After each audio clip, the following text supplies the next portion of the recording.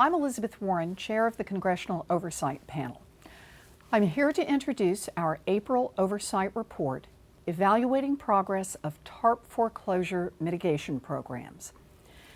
When Congress enacted the Troubled Asset Relief Program in late 2008, they set goals far beyond bailing out Wall Street banks. They made it clear that TARP's success should be measured by how well it protects jobs, savings, and in particular, home ownership. For this reason, the panel has regularly reported on Treasury's efforts to keep families in their homes. When we most recently examined the foreclosure crisis 6 months ago, the picture was grim. We raised serious concerns about Treasury's programs, noting that 2 years into the crisis, Treasury had provided long-term relief to only a handful of families, had failed to address foreclosures caused by unemployment and by negative equity, and appeared unlikely to help any significant fraction of the homeowners facing foreclosure. Since then, Treasury has taken meaningful steps to address these problems. For example, they added some accountability to the system by requiring loan servicers to explain their reasons for denying loan modifications. And they launched a drive to help borrowers convert from temporary to long-term modifications. And in keeping with panel recommendations, they also announced new programs to help borrowers who were unemployed or borrowers who were underwater, that is, who owe more on their mortgages than their homes are worth.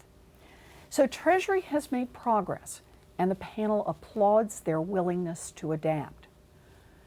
But foreclosure starts continue at a rapid pace of more than 200,000 per month. 2.8 million homeowners received a foreclosure notice last year alone. Nearly 1 in 4 homeowners is now underwater. Although housing prices have begun to stabilize in many regions, in some areas prices are still falling sharply. The crisis does not yet show signs of abating. On the whole, Treasury's response is lagging behind the pace of the crisis.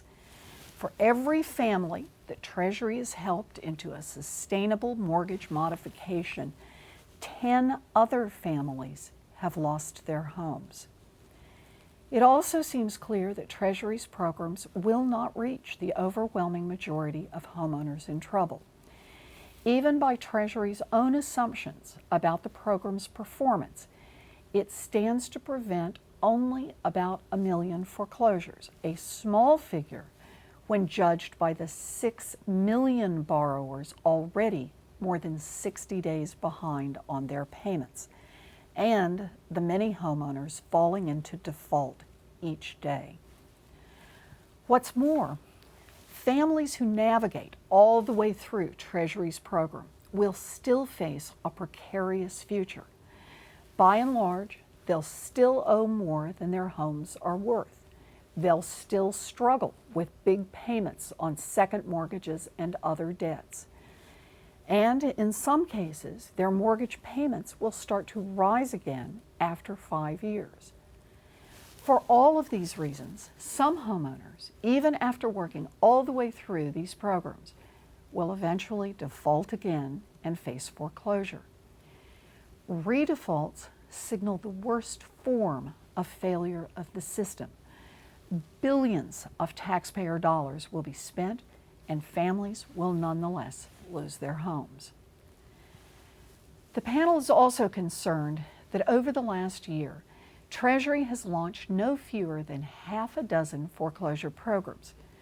Now, let's be clear. We commend Treasury for trying new approaches, but an incentive-based program in which the incentives keep changing can cause its own problems, including confusion among borrowers, lenders, and the companies that service their mortgages.